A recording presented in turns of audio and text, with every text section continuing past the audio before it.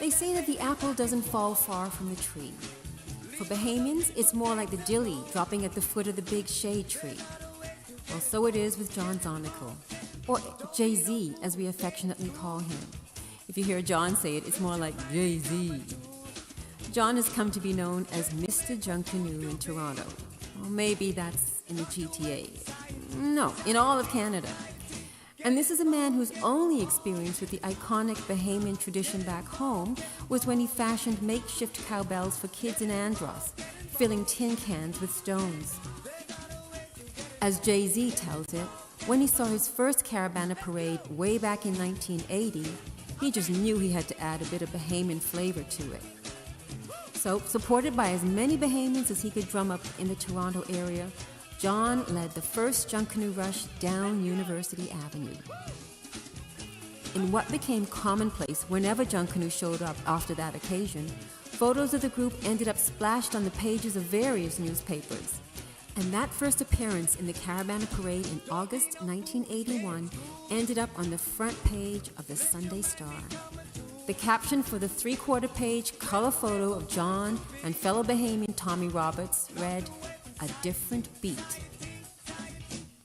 In those early years, John's efforts were buoyed by the likes of Leslie Hyler, Tommy Roberts, Violet Farquharson, Brene Trico Monroe, Stephanie Jones, Dan Ferguson, Brian and Barbara Harris, Buford Taylor, Shirley Francis, Al Jones, Phil Russell, Bruno Poitier, and many others. And under John's leadership, Junkanoo has rung out at several Caravana parades since then and filled the air in both the arrival and departure lounges of Terminal 3 at Pearson International Airport. We've made appearances at the Bread and Honey Festival in Streetsville, at Carabram in Brampton, and at the Hillside Music Festival in Guelph. In 2017, we opened Inspiration Village at the Bywood Market in the country's capital and delighted guests at various wedding receptions.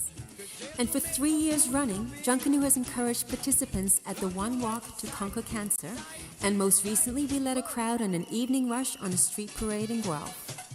From that inaugural venture down University, when the group was clad just in t-shirts declaring, "It's better in the Bahamas," to a marathon effort in 1982 when John fringed 50 butterfly costumes in the basement of a friend's home, to the days when we wore Junkanoo in a box, 30 flattened costumes ordered up from Nassau. John has not only kept the tradition alive here in Canada, he has made it his mission to pass it on. Adrian and Daniel, John's sons, were groomed in all things musical, but from an early age, Junkanoo was special. Like dillies under the tree, they've rushed alongside their dad for years, and both of them have come to pound out beats on the goatskin drum, just like Dad does. And now, John is helping to pass the tradition on to the next generation. Though he's only 2 years old, John's first grandson, Kian, has already appeared in his first few rushes. It won't be long, I bet, before this third generation Zonicle starts banging his own little drum.